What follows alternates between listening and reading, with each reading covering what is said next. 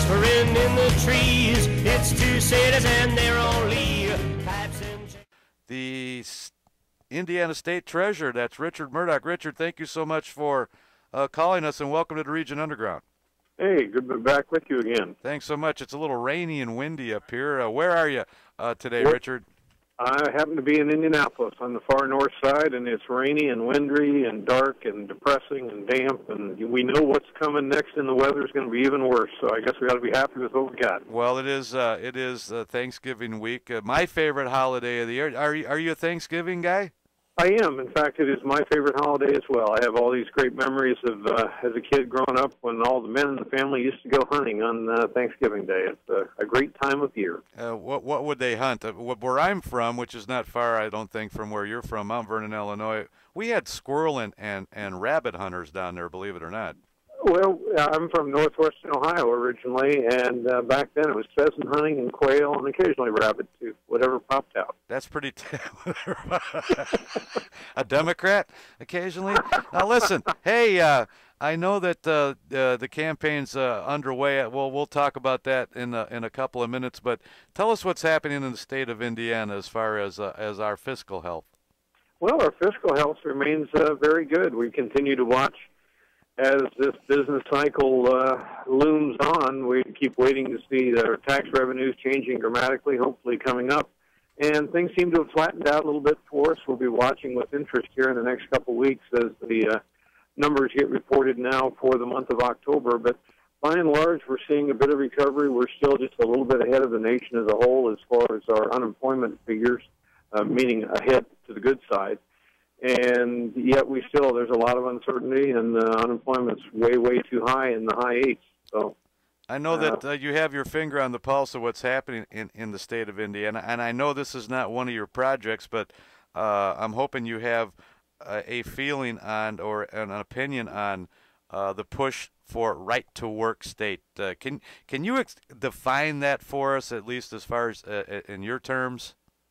Sure, and it's simply that there's not mandatory requirements that people join a union. It's simply stated.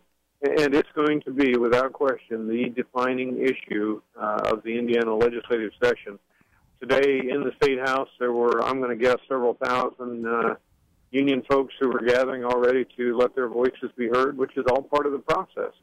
And yet the Republicans in the House of Representatives in particular seem to be very energized this time to try to pass right-to-work legislation.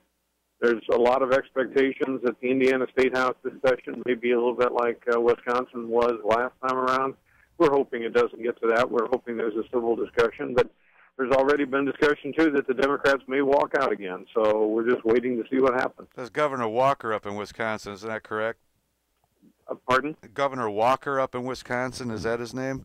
That's right. Scott Walker is the person who made some pretty dramatic steps up there last time, which Governor Daniels has not had to do simply because the unions have never had as strong a hold on state government as what they have had traditionally in Wisconsin. They're actually working on a recall on the Wisconsin governor, so we'll see how that goes. Can before we get off of that topic, Richard, for the layman, can you define what it means to be a right-to-work state? Well, my understanding of it is it's simply there is not compulsory membership in a union. That if you're working for a company and they have a union organization there, that you're not forced to be a part of that union.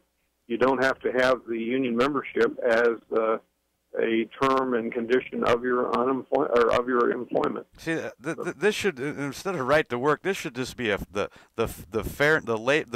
Labor Fairness Act. As far as I'm concerned, you could call it that, and it would make even more sense because you still have the choice to go either way. No one's trying to destroy the unions or shut them down. They just want the employee to have that personal choice. Which way do you want to go? That's right, and the argument always is, too, a little bit for market forces. If the employer recognizes the union is going to be successful in helping them and fairly representing them, then why wouldn't they want to join the union? Why wouldn't they want to pay fees? So it does provide an element of choice in the situation that's not there presently. Other things going on in the state of Indiana, we are, I suppose, as compared to our neighbor to the west, anyway, We are doing pretty well. In Illinois, they still have a huge deficit to try and overcome. And in my opinion, they are doing it the old-fashioned Democratic way. They're going to raise taxes. What do you think about that? Well, it isn't working. The Indiana Economic Development Commission will tell you overwhelmingly the largest number of phone calls they receive from businesses considering moving to Indiana are from, guess where, Illinois. And it's because business owners over there, both small businesses and even mid-sized businesses, are sick and tired of the corporate taxes, of the income taxes, of the property taxes. People really do vote with their feet. So if this is what it's going to take to help make Indiana prosperous, I guess maybe we shouldn't complain too much about what Illinois is doing. But it is causing us to get a little bit of a business boom here in Indiana, and we can be glad of that. We're talking with State Treasurer Richard Mourdock here on the Region Underground, and you are making a run at national office, which means you are already representing the state of Indiana, everybody in the state of Indiana as treasurer, but you want to move that representation to Washington, D.C. So let's talk about a couple of national issues so the listeners can get an idea of where you're coming from. Super committee, that's the big one that's happening right now. That they've been locked up, so to speak, in a room for the last couple of months. Absolutely nothing came out of that. Can you speak to that? I would love to. In fact, I could probably take the rest of the hour to do it. But I'm telling you, it is one of the biggest farces that has ever been perpetuated, and I say that for a couple of reasons. Number one, they were arguing over reducing $1.2 trillion. Only in Washington, D.C. is that a relatively small number, because they were talking about reducing $1.2 trillion over the next 10 years of the federal budget, and that $1.2 trillion only represents 3% of the total planned spending. Most Hoosier families could reduce their budget 3% in a heartbeat. In fact, most of them have done it over the last couple of years, but the federal government couldn't find a way to do that. And here's even the greater irony. Even if they had succeeded and removed $1.2 trillion, the fact remains that our national debt would have increased $8 trillion, even as that small reduction of $1.2 trillion was being made.